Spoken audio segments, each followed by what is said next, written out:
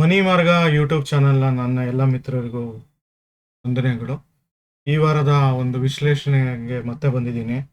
ಇನ್ನೂ ಯಾರು ನನ್ನ ಚಾನೆಲ್ ಸಬ್ಸ್ಕ್ರೈಬ್ ಮಾಡ್ಕೊಂಡಿಲ್ಲ ಅಂದರೆ ದಯವಿಟ್ಟು ಸಬ್ಸ್ಕ್ರೈಬ್ ಮಾಡ್ಕೊಳ್ಳಿ. ಯಾಕಂದರೆ ಒಂದು ವಾರದಲ್ಲಿ 1 ಅಥವಾ 2 ಮೇಜರ್ ವಿಡಿಯೋಸ್ ಅಷ್ಟೇ ಮಾಡ್ತಾ ಇದ್ದೀನಿ. ಅದರಲ್ಲೇ ಮುಖ್ಯವಾದ ಏನು ವಿಷಯ ಬೇಕಿದೆಯೋ ಆ ವಿಷಯ ವಾರಕ್ಕೆ ಏನು ಬೇಕಿದೆಯೋ ಅಷ್ಟು ಕೊಡ್ತಾ ಇದ್ದೀನಿ ಕಂಪ್ಲೀಟಾಗಿ. ಮಾರ್ಕೆಟ್ ಎಕ್ಸ್ಪೆಕ್ಟೆಡ್ ಲೆವೆಲ್ ಥರನೇ ಹೋಗ್ತಾ ಇದೆ. ಸೊ ಏನಾಗುತ್ತೆ ಈ ವೀಕು ಅದೆಲ್ಲ ಡಿಸ್ಕಸ್ ಮಾಡೋಣ. ಅದಕ್ಕೂ ಮುಂಚೆ ಡಿಸ್ಕ್ಲೈಮರ್ ಪಾರ್ಟ್ ಅಂತ ಹೇಳಲೇಬೇಕಾಗಿದೆ. ನಾನು ಸೆಬಿ ಸರ್ಟಿಫೈಡ್ ಫೈನಾನ್ಷಿಯಲ್ ಅಡ್ವೈಸರ್ ಅಲ್ಲ. ಏನೇ ಇನ್ವೆಸ್ಟ್ಮೆಂಟ್ ಮಾಡಬೇಕಾದ್ರೂ ರಿಸ್ಕ್ ಇರುತ್ತೆ. ಆ ರಿಸ್ಕ್ನ ನೀವು ಅರ್ಥ ಮಾಡಿಕೊಂಡು ಮಾರ್ಕೆಟಲ್ಲಿ ಇನ್ವೆಸ್ಟ್ ಮಾಡಬೇಕಾಗುತ್ತೆ. ಫೈನಾನ್ಷಿಯಲ್ ಅಡ್ವೈಸರ್ ಹೆಲ್ಪ್ ತಗೊಂಡು ನೀವು ಇನ್ವೆಸ್ಟ್ ಮಾಡಬೇಕು. ಅದು ಫೈನಾನ್ಷಿಯಲ್ ಅಡ್ವೈಸರಲ್ಲಿ ಅಂದರೆ ಸೆಬಿ ಸರ್ಟಿಫೈಡ್ ಆಗಿರಬೇಕು ಅವರು. ಅವ್ರ ಮುಖಾಂತರ ಹೆಲ್ಪ್ ತೊಗೊಂಡ್ರೆ ಒಳ್ಳೆಯದು. ಇದೇನೇ ಇದ್ರೂ ಎಜುಕೇಷನ್ ಪರ್ಪಸ್ಗೋಸ್ಕರ ನಾನು ನಿಮ್ಮನ್ನು ಎಜುಕೇಟಿವ್ ಮಾಡಲಿಕ್ಕೋಸ್ಕರ ಒಂದು ಜ್ಞಾನಕ್ಕೋಸ್ಕರ ಮಾಡಿರೋಂಥ ವಿಡಿಯೋ ಅಷ್ಟೇ. ಸೊ ಪಾಸ್ಟ್ ಪರ್ಫಾರ್ಮೆನ್ಸ್ ಬೇಸಿಸ್ ಮೇಲೆ ನಾವೆಲ್ಲ ಅನಾಲಿಸಿಸ್ ಮಾಡುವಂಥದ್ದು ಇದೆಲ್ಲ. ಯಾರೇ ಆಗಲಿ, ನಾನಾಗಲಿ, ಇನ್ಯಾರೇ ನನ್ನ ಯೂಟ್ಯೂಬ್ ಮಿತ್ರರು ಮಾಡ್ತಾರೆ. ಸೊ ವಿಡಿಯೋ ಪ್ರಾರಂಭ ಮಾಡೋಣ. ಕಳೆದ ವಾರ ಹೇಗಿತ್ತು ಪರ್ಫಾರ್ಮೆನ್ಸು, ಈ ವೀಕ್ ಹೇಗಿರುತ್ತೆ ನೋಡೋಣ. ಸೊ ನಿಫ್ಟಿ ನಾವು ಅನ್ಕೊಂಡಂಗೆ ಏರ್ತಾ ಇದೆ. ನಾನು ಚಾರ್ಟ್ ಹಾಕಿದ್ದೆ, ಗ್ಯಾನ್ ಸ್ಕ್ವೇರು ಮತ್ತು ಗ್ಯಾನ್ ಫ್ಯಾನ್ ಎರಡು ಹಾಕ್ಕೊಂಡಿದ್ದೆ. ಬಟ್ ಅನ್ಕೊಂಡಿದ್ದಕ್ಕಿಂತ ಒಂದು ಸ್ವಲ್ಪ ಸ್ಲೋಗೆ ಮೂವ್ ಆಗಿದೆ. ಸೊ ಅದು ನಡೀತಾ ಇದೆ ಕೂಡ ಹಾಗೆ. ಸೊ ವಿತಿನ್ ದಟ್ ಒಂಥರ ಸೈಡ್ ವೇಸ್ ಬಂದಿದೆ ಆಲ್ಮೋಸ್ಟ್. ಇಲ್ಲಿ ನೋಡ್ತಾ ಇರ್ಬೋದು, ಇದನ್ನ ಡಿಲೀಟ್ ಮಾಡ್ತೀನಿ ಈಗ ಸೊ ದಟ್ ನಿಮ್ಗೆ ಈಸಿಯಾಗಿ ಕಾಣಿಸ್ಲಿ ಅಂತ. ಸೊ ಒಂಥರ ಸೈಡ್ ವೇಸ್ ಅಲ್ಲೇ ಹೋಗ್ತಾ ಇದೆ, ಆದರೂ ಸ್ಲೋ ಆಗಿ ನಿಧಾನಕ್ಕೆ ಅಪ್ಡೇಟ್ ಅಪ್ ಆಗ್ತಾ ಇದೆ. ಇಲ್ಲಿ ಏನಾಗಿದೆ ಅಂದರೆ ಕಳೆದ ಒಂದು ಮಾರ್ಕೆಟ್ ಏನು ಫಾಲ್ ಆಗಿತ್ತು ಅದೆಲ್ಲ ಕಂಪೇರ್ ಮಾಡಿದ್ರೆ ಒಂದು ನಿರಂತರವಾಗಿ ಏರಿಕೆ ಅಂತೂ ಕಂಡಿದೆ. ಒಂದು ಡೇ ಚಾರ್ಟ್ ಹಾಕೊಂಡ್ರೆ ಕಳೆದ ಒಂದು 8-10 ದಿವಸ ಒಂದು ಅವರೇಜ್ ಆಗಂತೂ ಮೇಲ್ ಬರ್ತಾನೆ ಇದೆ. ಇನ್ನು ಆಲ್ಮೋಸ್ಟ್ ಲಾಸ್ಟ್ 4th ಏನು ಫಾಲ್ ಆಗಿತ್ತು ಅಲ್ಲಿಂದ ಒಂದು ರಿಕವರಿ ಅಂತೂ ಆಗಿದೆ. ಮತ್ತು ಮೇಜರ್ ಅಬ್ಸರ್ವೇಷನ್ ಅಂದರೆ ಒಂದು ಮೋದಿ 3.0 ಬರೋಕ್ಕೆ ಮುಂಚೆ, ಮೋದಿ 2.0, ಮೋದಿಯವರು ಹೊಸ ಮೀನ್ಸ್ ರಿಸಲ್ಟ್ ಬರೋಕ್ಕೆ ಮುಂಚೆ ಅಥವಾ ಒಂದು ಚುನಾವಣೆ ನಡೀತಾ ಇರೋ ಫೇಸಸ್ ಅಲ್ಲೇ ಒಂದು ಹೇಳಿದ್ರು, ಒಂದು 25,000 ಬೇಗ ರೀಚ್ ಆಗುತ್ತೆ ಅಂತ. ಅದಾಗಿದೆ ಕೂಡ, ಹತ್ರ ಬಂದಿದ್ದೀವಿ, 24,300ಗೆ ಬಂದಿದ್ದೀವಿ ಈಗ. ಸೊ ಒಂದು ಮೇಜರ್ ಇನ್ನೊಂದು ಏನಂದರೆ ಕಳೆದ ಒಂದು ನವೆಂಬರ್ ಡಿಸೆಂಬರ್ ಸಮಯದಿಂದ ಇಲ್ಲಿ ತನಕ ಒಂದು 6 ತಿಂಗಳಲ್ಲೇ ಅಥವಾ 7 ತಿಂಗಳಂತ ಇಟ್ಕೊಳ್ಳೋಣ, 10,000 ಪಾಯಿಂಟ್ಸು ಸೆನ್ಸೆಕ್ಸ್ ಏರಿದೆ. ಸೊ ಇದೆಲ್ಲ ಒಂದು ಫಾಸ್ಟ್ ಆಗಿ ಏರಿಕೆ ಕಂಡಿರೋವಂಥದ್ದು. ಅದರಲ್ಲೂ ಅದನ್ನು ಒಂದು ಬೇಗ ಒಂದು ಡ್ರಾಪ್ ಆಗಿ ರಿಸಲ್ಟ್ ಏನು ಫೇವರ್ ಆಗಿ ಬಂದಿರಲಿಲ್ಲ. ಅದೆಲ್ಲ ಬಂದರೂ ಸಹಿತ ಒಂದು ಮೇಲೆ ಬಂದಿದೆ ಮಾರ್ಕೆಟ್. ಸೊ ಅದು ಡೌನ್ ಆಗಿ ಅಲ್ಲಿಂದ ಒಂದು ಅಪ್ ಹೋಗಿದ್ದಂಥದ್ದು ಬಂದಿದೆ. ಸೊ ಇದೆಲ್ಲ ಒಂದು ಗುಡ್ ಸೈನು. ಬಟ್ ಇಲ್ಲಿ ಸ್ಟೊಕ್ಯಾಸ್ಟಿಕ್ ಹಾಕ್ಕೊಂಡಿದ್ದೀನಿ ನಾನು. ಸೊ ನನಗೇನು ಅನಿಸ್ತಿದೆ ಅಂದರೆ ಒಂದು ಕ್ರಾಸ್ ಅಂತೂ ಆಗಿ ಹೋಗ್ತಾ ಇದೆ, ನೀವು ನೋಡ್ತಾ ಇರ್ಬೋದು. ಸೊ ಆಲ್ರೆಡಿ ಒಂದು ಪೀಕ್ ಅಂತೂ ಹೋಗ್ಬಿಟ್ಟಿದೆ. ಸೊ ಯಾವಾಗ ಈ ಬಬಲ್ ಅಂತ ಹೇಳ್ತಾರೆ, ಗುಳ್ಳೆ, ನೀರಿನ ಗುಳ್ಳೆ ಬರ್ಸ್ಟ್ ಆಗುತ್ತೆ ಅಂತ ಗೊತ್ತಿಲ್ಲ. ಸದ್ಯದಲ್ಲಂತೂ ಆಗುತ್ತೆ. ಕೆಲವ್ರು ಹೇಳ್ತಾರೆ ಬಜೆಟ್ ಆದಮೇಲೆ ಆಗ್ಬೋದು. ನನ್ನ ಪ್ರಕಾರ ಬಜೆಟ್ ಮುಂಚೆ ಒಂದು ಸಣ್ಣದಾಗಿ ಒಂದು 2-3% ಆದರೂ ಕರೆಕ್ಷನ್ ಆಗಿ ನಂತರ ದಿವಸದಲ್ಲಿ ಒಂದು 15-20% ಅಂತೂ ಕರೆಕ್ಷನ್ ಬರ್ಬೋದು ಅಂತ ಅಂದ್ಕೊಂಡಿದ್ದೀನಿ. ಸೊ ಇದೆಲ್ಲ ಅಬ್ಸರ್ವ್ ಮಾಡಿಕೊಂಡು ಇವಾಗ ನಿಫ್ಟಿ ಚಾರ್ಟ್ ಅಂತಲೇ ತೋರಿಸ್ತಿರೋದು ನಾನು. ನಿಫ್ಟಿ ಒಂದು 10% ಕರೆಕ್ಷನ್ ಅಂದರು ಒಂದು 22,000-23,000 ರೇಂಜಿಗೆ ಬಂದ್ಬಿಡುತ್ತೆ ಮತ್ತೆ. ಸೊ ಆಲ್ಮೋಸ್ಟ್ ಇಲ್ಲಿಗೆ ಬಂದ್ಬಿಡುತ್ತೆ ಆಲ್ಮೋಸ್ಟ್. ಸೊ ಈಗೇನು ಏರಿತ್ತೋ ರಿಸಲ್ಟ್ ಬಂದಮೇಲೆ ಇದ್ದು ಅಷ್ಟೇ ವಾಪಸ್ ಬರಲಿಕ್ಕೆ ಸಾಧ್ಯತೆ ಇಲ್ಲಿ. ಸೊ ಹಾಗಾಗಿ ಒಂದು ಇನ್ವೆಸ್ಟ್ಮೆಂಟ್ ಮಾಡ್ತಾ ಒಂದು ನೋಡಿಕೊಂಡು ಇನ್ವೆಸ್ಟ್ ಮಾಡಬೇಕಾಗತ್ತೆ. ಸೊ ಇನ್ನೊಂದು ನಾನು ಟ್ರೇಡಿಂಗ್ ವ್ಯೂ ಅಲ್ಲಿ ಹೇಳಕ್ ಮರ್ತಿದ್ದೆ ಆ್ಯಕ್ಚುಲಿ. ನೀವು ಕೆಳಗಡೆ ಇದು ನೋಡ್ಬೋದು, ಇಲ್ಲಿ ನೀವು ಸ್ಕ್ರೀನ್ ಕಾಣ್ತಿರೋದಲ್ಲ, ಕೆಳಗಡೆ ಸ್ಟಾಕ್ ಸ್ಕ್ರೀನರ್ ಅಂತ ಕೆಳಗೆ ಬರುತ್ತೆ ನನಗೆ. ಇಲ್ಲಿ ನೀವು ಸ್ಟ್ರಾಂಗ್ ಬೈ ಎಲ್ಲ ಆಪ್ಷನ್ ತಗೊಂಡು ನೀವೇ ಒಂದು ಇನ್ವೆಸ್ಟ್ಮೆಂಟ್ ಮಾಡ್ಬೋದು. ಸೊ ಇದು ಸ್ವಲ್ಪ ರಿಸ್ಕ್ ಕೂಡ, ಯಾಕಂದ್ರೆ ಇಲ್ಲಿ ಒಂದು ಆಲ್ರೆಡಿ ಸ್ವಲ್ಪ ಏರಿಕೆ ಕಂಡಿರ್ಬೋದು ಅಥವಾ ಒಂದು ಕರೆಕ್ಷನ್ ಆಗಿರ್ಬೋದು. ಆ ಥರದ್ದೆಲ್ಲ ಇಶ್ಯೂಸ್ ಇರುತ್ತೆ ಇದರಲ್ಲಿ. ಸೊ ನೀವು ಅನಲೈಸ್ ಮಾಡೋದು ಬೆಟರ್ ಆಲ್ವೇಸ್. ಬಟ್ ಇದೊಂದು ಆಪ್ಷನ್ ಇದೆ ನಮಗೆ, ಒಂದು ನಮ್ಮ ಮುಂದೆ ಟೂಲ್ ಇದೆ ಅಂತ ಹೇಳಲಿಕ್ಕೋಸ್ಕರ ಇದನ್ನ ತೋರಿಸಿದ್ದೀನಿ ನಿಮಗೆ. ನಾನು ಕೆಲವೆಲ್ಲ ಇದರಿಂದ ತೊಗೊಂಡಿದ್ದೀನಿ ಈ ವೀಕಲ್ಲಿ ರೆಕಮೆಂಡೇಶನಲ್ಲಿ, ಯಾಕಂದರೆ ಸ್ವಲ್ಪ ಪರ್ಫಾರ್ಮೆನ್ಸ್ ಚೆನ್ನಾಗಿದೆ ಅನಿಸ್ತು. ಕೆಲವೆಲ್ಲ ನನ್ನದೇ ಒಂದು ಸ್ಕ್ರೀನರೆಲ್ಲ ಹಾಕ್ಕೊಂಡು ನಾನು ವ್ಯವಸ್ಥೆ ಮಾಡ್ತಾ ಇದ್ದೀನಿ. ಸೊ ಈ ವೀಕ್ ಹೋಗಕ್ಕೆ ಮುಂಚೆ ಕಳೆದ ವಾರ ಪರ್ಫಾರ್ಮೆನ್ಸ್ ಹೆಂಗಿದೆ ಅಂತ ನೋಡೋಣ. ಕಳೆದ ವಾರದಕ್ಕಿಂತ ಕಳೆದ ತಿಂಗಳಲ್ಲಿ ಏನಾಗಿದೆ ಅಂತ ನೋಡೋಣ. ಕಳೆದ ಒಂದು ವಿಡಿಯೋದಲ್ಲೇ ಹೇಳಿದ್ದೆ, ಸುಮಾರು ಸ್ಟಾಕ್ಸ್ ನಾನು ಹೇಳಲಿಕ್ಕಾಗಲ್ಲ. ನೀವು ಫಾಲೋ ಮಾಡ್ತಾ ಇದ್ರೆ ನಿಮ್ಗೆ ಒಳ್ಳೇದು. ಇದೆಲ್ಲ ನಾನು ಆಲ್ಮೋಸ್ಟ್ ಏಪ್ರಿಲ್ ಮಿಡ್ಡಲ್ಲಿ ಸ್ಟಾರ್ಟ್ ಮಾಡಿ ಅಂತ ಇದ್ದು ಇದೆಲ್ಲ. ಸೊ ಕೊನೆಗೆ ಇದೆಲ್ಲ ಬಂತು.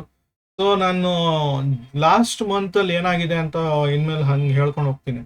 ಸೊ ಪ್ರೆಸೆಂಟ್ ಜೂನ್ ಮಂತ್ ತೊಗೊಂಡಿದ್ದೀನಿ, ನೆಕ್ಸ್ಟ್ ಜುಲೈಗೆ ಏನಿದೆ ಅದನ್ನು ತೊಗೊಳ್ತಾ ಇದ್ದೀನಿ. PSU ಬಗ್ಗೆ ಮಾತಾಡೋಂಗೆ ಇಲ್ಲ. ನಮಗೆ ಆವ್ರೇಜ್ ಆಗಿ ಒಂದು 15-20% ಮೇಲಂತೂ ಕೊಟ್ಟಿದೆ ಇದು. ಟಾಟಾ ಸ್ಟೀಲ್ ಸಹಿತ ಒಂದು ಅಷ್ಟೇನು ಕೊಟ್ಟಿಲ್ಲ, ಬಿಟ್ ಓಕೆ. ಇದು ಆ್ಯಕ್ಚುಲಿ ಅಪ್ಡೇಟ್ ಮಾಡಿಲ್ಲ, sorry for that. Still okay, ಇದೆಲ್ಲ ಲಾಂಗ್ ಟರ್ಮ್ಗೆ ಅಂತಲೇ ಹೇಳಿದ್ದು. ಇದು ಹೋಲ್ಡ್ ಮಾಡಿ. ಅಮರರಾಜ ಬ್ಯಾಟ್ರಿ ಆ್ಯಕ್ಚುಲಿ ಇಲ್ಲಿ ಅಪ್ಡೇಟ್ ಮಾಡಿಕೊಂಡೆ. ಅಮರರಾಜ ಬ್ಯಾಟ್ರಿ ಬಂದ್ಬಿಟ್ಟು 1326 ಹೇಳಿದ್ದು 1695 ಪ್ರಸ್ತುತ ನಡೀತಾ ಇದೆ. ಕಳೆದ ವಾರನೇ ಒಂದು 3.9 ಕೊಟ್ಟಿದ್ದಂತು. RCF ಒಂದು ಫ್ಲಾಟ್ ನಡೀತಾ ಇತ್ತು, ಬಟ್ ಸ್ಟಿಲ್ ರೆಕಮೆಂಡೇಶನ್ ನಾನು 168 ಅಲ್ಲಿ ಇದ್ದಿದ್ದು. ಸೊ ಒಂದು ಅಪ್ ಎಲ್ಲ ಹೋಗಿ ಮತ್ತೆ ಡೌನ್ ಬಂತು, ಫ್ಲಾಟ್ ಆಯಿತು, ಅದೆಲ್ಲ ಏನೇ ಇದ್ರು ಸ್ಟಿಲ್ 168 ಇಂದ 204 ಆಗಿದೆ. ಅದು ಕಳೆದ ವಾರದಲ್ಲೇ ಒಂದು ಫ್ರೈಡೇ ದಿವಸ ಇದು ಕೊಟ್ಟಿರೋಂಥದ್ದು, ಶುಕ್ರವಾರ ಕೊಟ್ಟಿರೋದು 6% ಡೈರೆಕ್ಟಾಗಿ. ಸೊ ಇದು ಒಂದು ಹೋಲ್ಡ್ ಮಾಡಿ, ಇದು ಎಲ್ಲ ಲಾಂಗ್ ಟರ್ಮ್ಗೆ ಚೆನ್ನಾಗಿದೆ. ಯಾಕಂದರೆ ಇದು ಡಿಸ್ಇನ್ವೆಸ್ಟ್ಮೆಂಟ್ ಬರೋ ಆಗುತ್ತೆ, ಇದು ಮತ್ತಷ್ಟು ಏರಿಕೆ ಅಂತೂ ಕಾಣುತ್ತೆ. ಇದು RCF ಅಂತೂ ಒಂದು ಪಾಸಿಟಿವ್ ಅಂತೂ ಹೋಗುತ್ತೆ. DVL ಒಂದು ಫ್ಲಾಟ್ ಅಂತ ಇತ್ತು, ಪ್ರಸ್ತುತ ಒಂದು ಕಳೆದ 353ಗಿಂತ ಒಂದು 363 ಆಗಿರೋದು ದುಡ್ಡು. ಓವರಾಲ್ ಕಳೆದ ವಾರ ಒಂದು -2.2 ಬಿದ್ದಿದೆ. EPAC 212 ಇದ್ದಿದೆ, ಆಲ್ಮೋಸ್ಟ್ 267 ತನಕ ಹೋಗಿ ಮತ್ತೆ ಒಂದು 247ಗೆ ಬಂದಿದೆ. ಇದೇನು 61 ಗೊತ್ತಿಲ್ಲ, ಡಿಲೀಟ್ ಮಾಡ್ತಾ ಇದ್ದೀನಿ. ಸೊ ಇಲ್ಲೇನಾಗ್ತಿದೆ ಅಂದರೆ ನಾನು ಮೇಜರ್ ಆಗಿ 247 ಬಂದಿದೆ ಒಂದು 267 ಇಂದ. ಸೊ ಇದು ಒಂದು ನೆಗೆಟಿವ್ ಸೈನು, ಹಾಗಾಗಿ ಒಂದು ಸೇಲ್ ಮಾಡೋದು ಒಳ್ಳೇದಿದ್ದು. ಇನ್ನು India Bulls flat, but long ಟರ್ಮ್ಗೆ ಅಂತ ಇಟ್ಕೊಳ್ಳಿ, ಇಟ್ಸ್ ಓಕೆ. ಇನ್ನು 20 ಮೈಕ್ರಾನ್ ಸಹಿತ ಅಷ್ಟೇ 190 ಇಂದ ಕಳೆದ ವಾರ ಒಂದು 2% ಸಮಥಿಂಗ್ ಏನೋ ಕೊಟ್ಟಿದೆ, ಡಿಲೀಟ್ ಮಾಡಿದೆ ಅದು ಆ್ಯಕ್ಚುಲಿ. ಸೊ ಇದು ಅದ್ರದ್ದು ಆ್ಯಕ್ಚುಲಿ ಅರ್ಥ ಆಯ್ತು ಈಗ. ಸೊ ಕಳೆದ ವಾರ ಇದು ಇಂಡಿಯಾ ಬುಲ್ಸ್ 2.8 ಕೊಟ್ಟಿದೆ, ಬಟ್ ಓವರಾಲ್ ಆಗಿ ಕಡಿಮೆನೇ ಇದೆ, ಇನ್ನೂ ನೆಗೆಟಿವ್. 190 ಇಂದ 225 ಆಗಿದೆ, ಕಳೆದ ವಾರ 1.63%. ರೈಲ್ ಟೈಲ್ 420.65 ಇಂದ ಒಂದು 518 ತನಕ ಬಂದಿದೆ.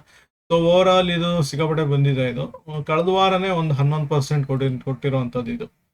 ಇದು ನಾನು ರೆಕಮೆಂಡ್ ಮಾಡಿದ ಟೈಮ್ಗಿಂತ ಈಗಿನ ಇದಕ್ಕೆ ಆಲ್ಮೋಸ್ಟ್ ನಿಮಗೆ 18% ತನಕ ಕೊಟ್ಬಿಟ್ಟಿದೆ ಇದು. ಸೊ ಇದೆಲ್ಲ ಒಂದು ವೆರಿ ಗುಡ್ ಸೈನ್ ಆಯ್ತು ನಿಮಗೆ. ಸೊ ಹಾರ್ಡ್ಲಿ ಯಾರಪ್ಪ ಕೊಡ್ತಾರೆ, ಒಂದು 20-22 ದಿವಸದಲ್ಲಿ 23% ಕೊಟ್ಟಿದೆ. ಸಾರಿ, 23%. ಇವನ್ ಕರೆಕ್ಷನ್ ಎಲ್ಲ ನಿಮ್ಮದು ಬ್ರೋಕರೇಜ್ ಎಲ್ಲ ಹೋದ್ರು ಒಂದು 5% ಹೋಯ್ತು ಅಂದರೆ 18% ತನಕ ಬಂತು. ಯಾರು ಕೊಡ್ತಾರೆ ಒಂದು 20 ದಿವಸದಲ್ಲಿ?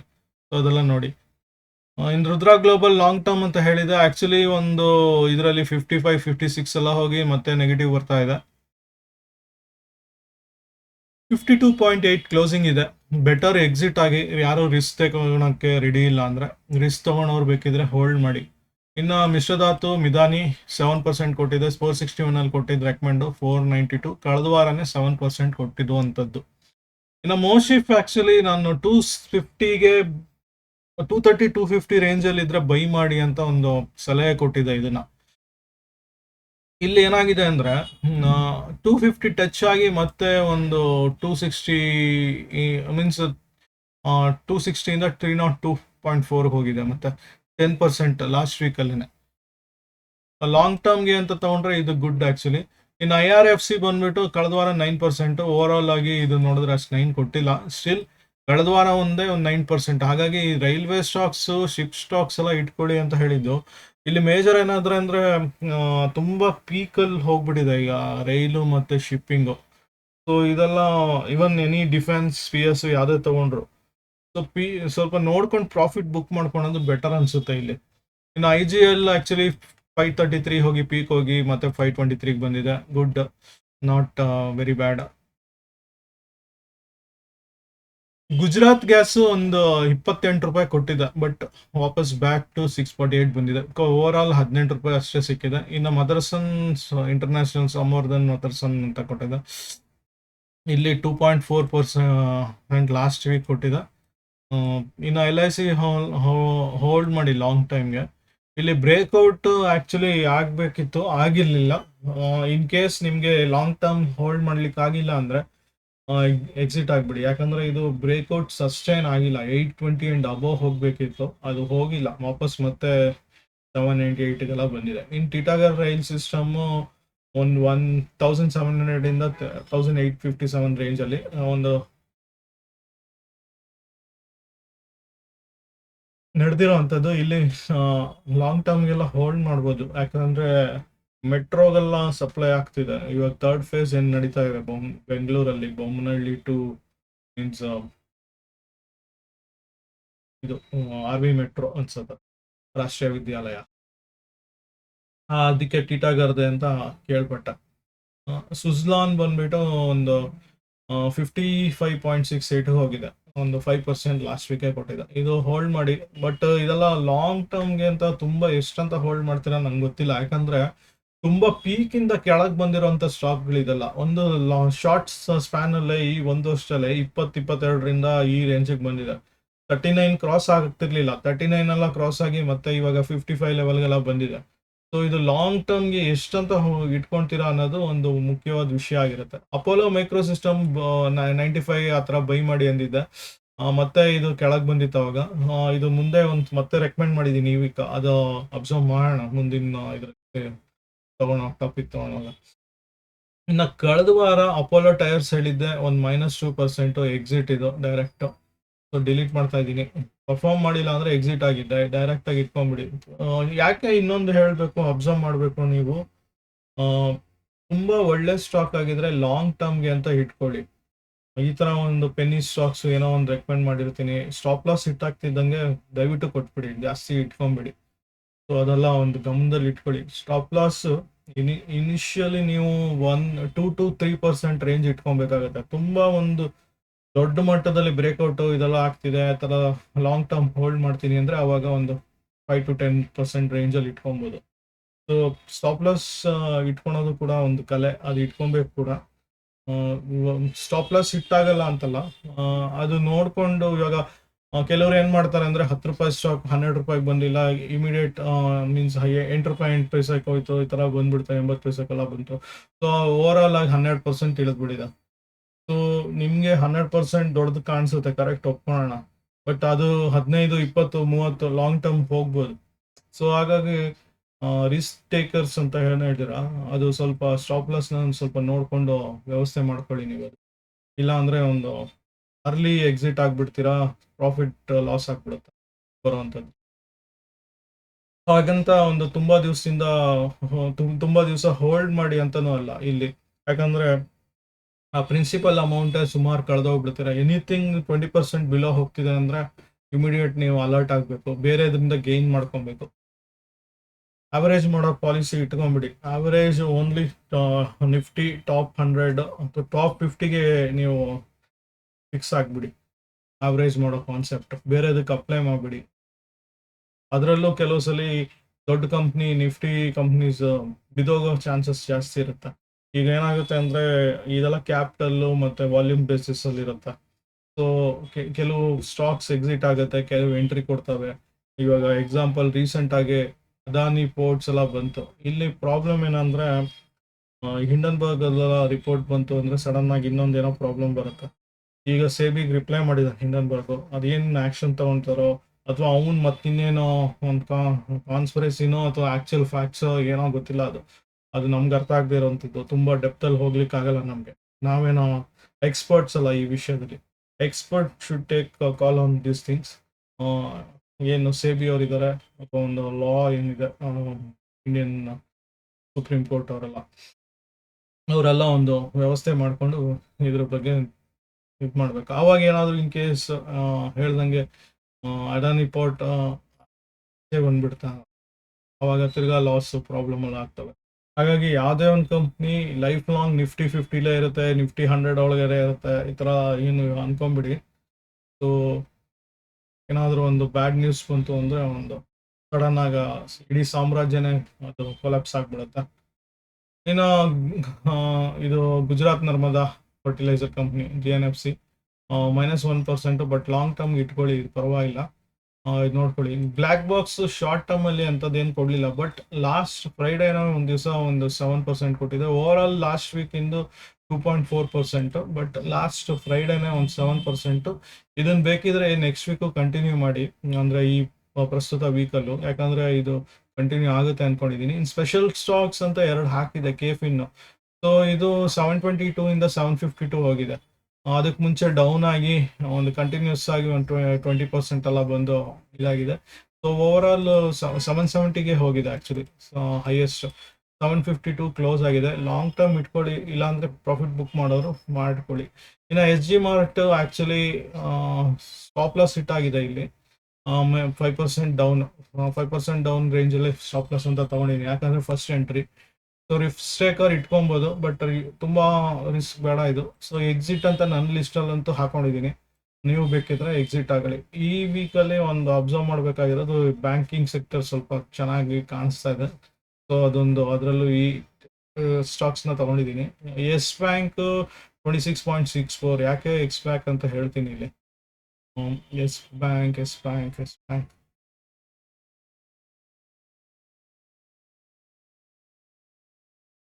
ಇಲ್ಲ, ಎಸ್ ಬ್ಯಾಂಕ್ ತೆಗೆದಿದೆ.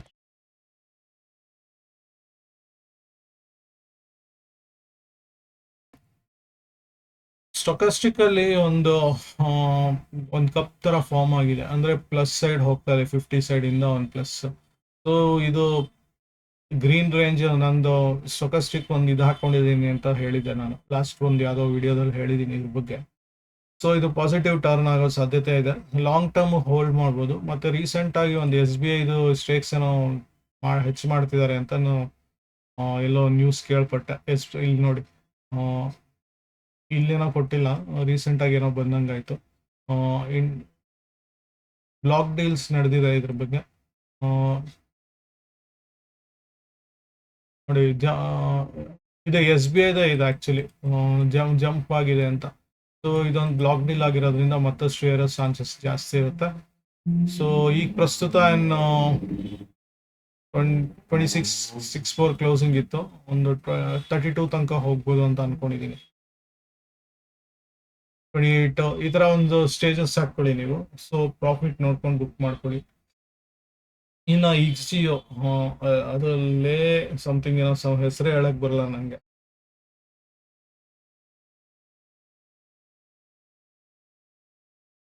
ಇದು ಪ್ಯಾಟ್ರನ್ ಅಥವಾ ಸ್ಟೊಕಾಸ್ಟಿಕ್ ಅಥವಾ ಯಾವುದು MACD ಇದೆಲ್ಲ ವರ್ಕ್ ಆಗಲ್ಲ, ಬಟ್ ಪ್ರಾಫಿಟ್ ಅಂತೂ ಚೆನ್ನಾಗಿ ಬಂದಿದೆ ಅಂತ ಒಂದು ನ್ಯೂಸ್ ಬಂತು. ಸೊ ರಿಸ್ಕ್ ಟೇಕರ್ ಅಂತೂ ಯಾರಾದ್ರೂ ಯೋಚನೆ ಮಾಡ್ತಾ ಇದ್ರೆ ಇದ್ರ ಬಗ್ಗೆ, 170 ಇಂದ ಒಂದು 180 190 ಈ ತರ ಒಂದು ನೋಡ್ಕೊಂಡು ಇದು ಮಾಡಿ. ಸ್ಟಾಪ್ ಲಾಸ್ ಅಂತೂ 150ಗೆ ಇಟ್ಕೊಬೇಕಾಗುತ್ತೆ, ಅಥವಾ ಈವನ್ ಬಿಲೋ, ಯಾಕಂದ್ರೆ ಇಲ್ಲಿ ಟಾಪ್ ಪ್ರೀವಿಯಸ್ ಲೋ ಬಂದ್ಬಿಟ್ಟು 135 ಇದೆ. ಸೊ ಇದು ಇಲ್ಲಿ ತನಕ ಬರ್ಬೋದು. ಸೊ ಇಲ್ಲಿಗೆ ಒಂದು 155 ಅಂತ ನಾನು ಇಟ್ಕೊಂಡಿದ್ದೀನಿ. 150 ಅಂತ ತಗೊಳ್ಳಿ ವರ್ಸ್ಟ್ ಕೇಸು. ಸೊ ಅದನ್ನ ತಗೊಂಡು ಕ್ಲೋಸ್ ಮಾಡ್ಕೊಬೋದು ಬೇಕಿದ್ರೆ. ಇಲ್ಲ ನಾನು ಲಾಂಗ್ ಟರ್ಮ್ ಹೋಲ್ಡ್ ಮಾಡ್ತೀನಿ ಅಂದರೆ IPO ಪ್ಯಾಟರ್ನ್ ಅಂತ ಯೂಶಲಿ ನಡೆಯುತ್ತೆ. ಇವತ್ತಿಲ್ಲ ಅಂದ್ರೂ ಒಂದು, ಯಾಕೆಂದ್ರೆ ಇದನ್ನ ಎಕ್ಸಾಂಪಲ್ ತಗೊಂತಿದ್ದೀನಿ ಅಂದ್ರೆ ಈ ಪ್ಯಾಕ್ ಅಂತ ತೋರಿಸ್ತೀನಿ ನೋಡಿ. ಇನಿಷಿಯಲ್ ಡೇಸಲ್ಲೂ ಇದೇ ಪ್ರಾಬ್ಲಮ್ ಆಗಿತ್ತು ಈ ಪ್ಯಾಕಲ್ಲೂ.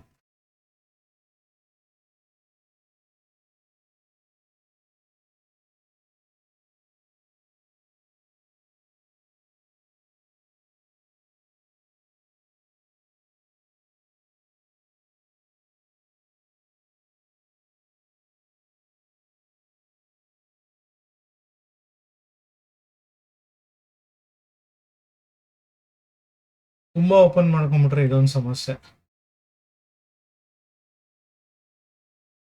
ಅದು ನಾನು ತುಂಬ ಒಂದು ಅಪ್ಲೈ ಮಾಡಿದ್ದೀನಿ ಬೇರೆ.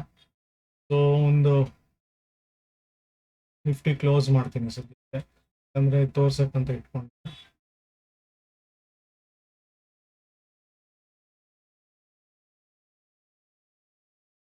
ಜಿಯೋ ತೋರಿಸಲ್ಲ. ಜಿಯೋ ಅಂದರೆ ಒಂದು ಫೆಮಿಲಿಯರ್ ಕಂಪ್ನಿ, ಒಳ್ಳೆ ಕಂಪ್ನಿ ಅಂತ ಬಂದ್ಬಿಡುತ್ತೆ. ಇ ಪ್ಯಾಕ್ ಅಂತ ತೋರಿಸ್ತೀನಿ. ಇದು ಉದ್ದೇಶ ಯಾಕೆ ಅಂತ ಹೇಳ್ತೀನಿ ನಾನು ಇದಕ್ಕೆ. ಇಲ್ಲಿ ಇನಿಷಿಯಲ್ ಆಗಿ ಬಂದಾಗ ಸೇಮ್ ಇದೇ ಥರ ಡೌನ್ ಫಾಲ್ ಆಗ್ತಾ ಇತ್ತು. ಇದು ನೋಡ್ಬೋದು 150ಇಂದ ಇವತ್ತು 250 ರೇಂಜ್ಗೆಲ್ಲ ಬಂದ್ಬಿಟ್ಟಿದೆ, 270 ತನಕ. ಸೊ ಇದು ಮೈನಸ್ ಹೋಗ್ಲಿಕ್ಕೆ ಮತ್ತೆ ಇದೆ ಇದು. ಸೊ ಇದೆಲ್ಲ ನೋಡಿಕೊಂಡು ಒಂದು ವ್ಯವಸ್ಥೆ ಮಾಡ್ಕೊಬೇಕು.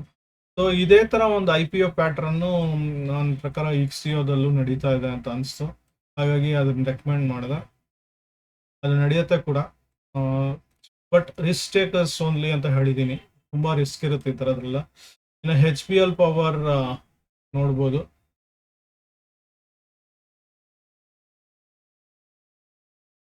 HPL ಪವರ್ ಹಾಕೋಣ ಮಿಸ್ ಮಾಡಿದೆ ನಾನು. ಆಲ್ರೆಡಿ ಒಂದು ಪೀಕ್ ಹೋಗಿದೆ, ಮತ್ತಷ್ಟು ಪೀಕ್ ಹೋಗೋಕೆ ಸಾಧ್ಯತೆ ಇದೆ. ಯಾಕಂದ್ರೆ ಇದು ಬ್ರೇಕ್ಔಟ್ ಆಯ್ತು ಇಲ್ಲಿಂದು ಪ್ರಿವಿಯಸ್ ಇದು.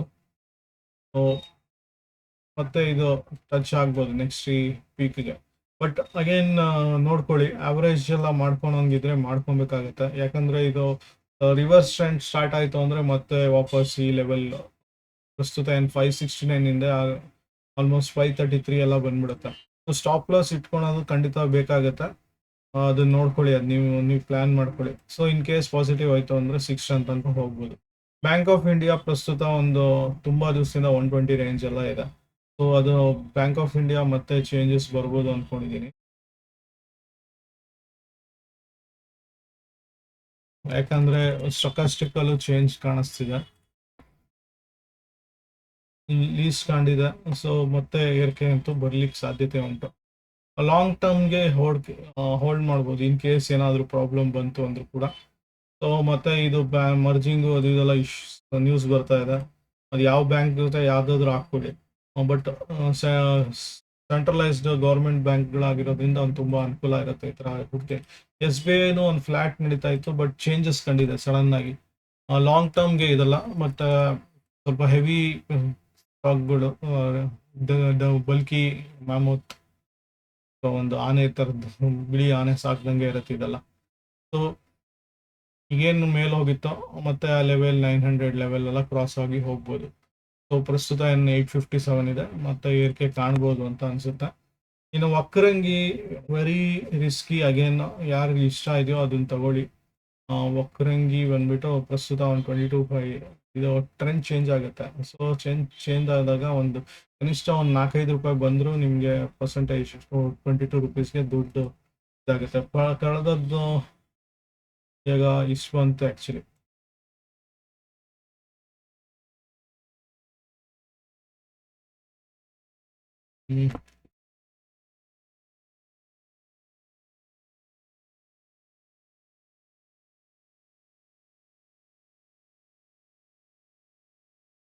ಏನಕ್ಕೆ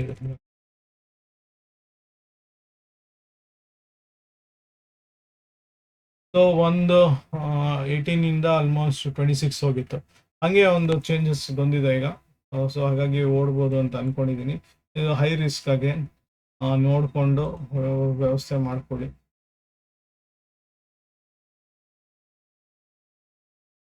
ಅಪೋಲೋ ಮೈಕ್ರೋಸಿಸ್ಟಮ್ ಆ್ಯಕ್ಚುಲಿ ವೆಯ್ಟ್ ಮಾಡಿ ಅಂದಿದೆ, ಬಟ್ ಮತ್ತೆ ಟ್ರೆಂಡ್ ಚೇಂಜ್ ಆಗಿರೋಂಗಿದೆ. ಸೊ ಹಾಗಾಗಿ 106 ಪ್ರಸ್ತುತ ಏನಿದೆ ಅದು 108, 112 ಥರ ಹೋಗ್ಲಿಕ್ಕೆ ಸಾಧ್ಯತೆ ಇದೆ. ಸೊ ನೀವು ಇಷ್ಟು ತಗೊಂಡು ಅಪೋಲೋ ಮೈಕ್ರೋಸಿಸ್ಟಮು. ಸೊ ಅಗೇನ್ ಇದೆಲ್ಲ ಲೆವೆಲ್ 150 ಲೆವೆಲ್ ಎಲ್ಲ ಬರ್ಬೋದು ಮುಂದಿನ ದಿವಸದಲ್ಲಿ. ಸೊ ಹೈ ರಿಸ್ಕ್ ಇದೊಂಥರ ಇದನ್ನು, ಯಾಕಂದರೆ ಆಪರೇಟರ್ ಪ್ಲೇಯರ್ಸ್ ಇರ್ಬೋದು ಇದರಲ್ಲಿ. ಯಾಕಂದರೆ ಕಡಿಮೆ ಅವಧಿಯಲ್ಲೇ ಒಂದು ಸುಮಾರು ಏರಿಕೆ ಅಂತೂ ಕಂಡಿದೆ. ಒಂದು ಕೈಂಡ್ ಆಫ್ ಮಲ್ಟಿಬ್ಯಾಗರ ಏನೋ ಇದು ಅಂದ್ರೆ, ಬಟ್ ಇಲ್ಲಿ ಬ್ರೇಕ್ ಆಗಿಲ್ಲ. ಮಲ್ಟಿ ಇಯರ್ ಬ್ರೇಕ್ಔಟ್ ಅಂತ ಆಗಿ ಸಸ್ಟೈನ್ ಆಗಿಲ್ಲ.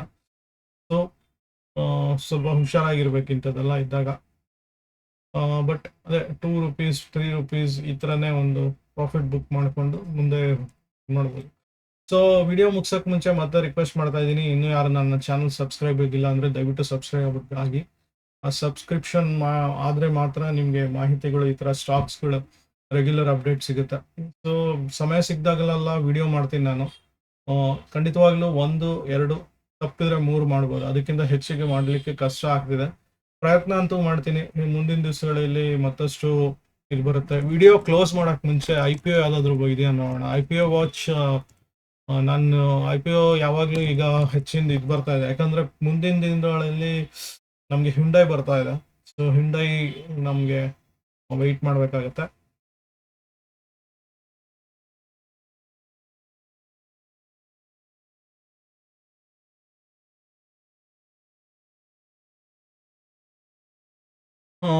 ಮೇನ್ ಲೈನ್ ಸ್ಟಾಕ್ಸ್ 33% ಇದೆ. ಇದು ಕ್ಲೋಸ್ ಆಗಿದೆ. ಕ್ಲೋಸ್ಡ್ ಕ್ಲೋಸ್ಡ್ ಇದೊಂದಿದೆ ನೋಡಿ, ಗಣೇಶ್ ಗ್ರೀನ್ ಭಾರತ್ SME ತಗೊಬೋದು ಅಂತ ಇಷ್ಟ ಇದೆ, ಇನ್ವೆಸ್ಟ್ ಮಾಡಿ. ಇಲ್ಲಾಂದರೆ ರೆಕಮೆಂಡ್ ಮಾಡ್ತಾ ಇಲ್ಲ ಈಗ ನಾನು. ಸೊ ಮೇನ್ ಲೈನ್ಗೆ ಆದಷ್ಟು ಕಾನ್ಸಂಟ್ರೇಟ್ ಮಾಡಿ, ಯಾಕಂದರೆ ಅದರಲ್ಲೇ ಒಂದು ಸ್ವಲ್ಪ ಅಲಾಟ್ಮೆಂಟ್ ಸಿಗೋದು. SMEಲೆಲ್ಲ ತುಂಬ ಜನ ಹಾಕೋದ್ರಿಂದ ಅಲಾಟ್ಮೆಂಟ್ ಸಿಗಲ್ಲ. ಹೊಸ FPO ಯಾವುದು ಬಂದಿಲ್ಲ. ರೀಸೆಂಟಾಗಿ ಒಂದು ಮೋತಿಲಾಲ್ ಓಸ್ವಾಲ್ FPO ಅಂತೀನಿ, sorry, NFO mutual ಫಂಡಲ್ಲಿ.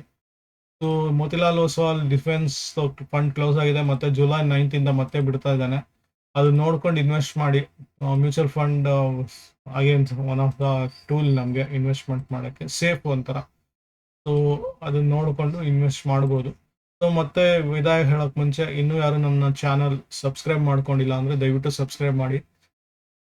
Videos update ನೋಡ್ತಾ ಇರಿ. ಸೊ ದುಡ್ಡು ಮಾಡ್ತಾ ಇರಿ. ದುಡ್ಡು ಮಾಡೋದೇ ಒಂದು ದಾರಿ ಇದು, ಬಟ್ ದುಡ್ಡು ಮಾಡೋದೇ ಒಂದು ನಮ್ಮ ಜೀವನ ಆಗಬಾರ್ದು. ಜೀವನಕ್ಕೆ ದುಡ್ಡು ಅಗತ್ಯ, ಎಷ್ಟು ಬೇಕೋ ಅಷ್ಟು ಮಾಡ್ಕೊಳ್ಳೋಣ, ಶ್ರಮ ಪಡೋಣ. ಈ ಥರ. ಧನ್ಯವಾದಗಳು, ಮತ್ತೆ ಸಿಗೋಣ.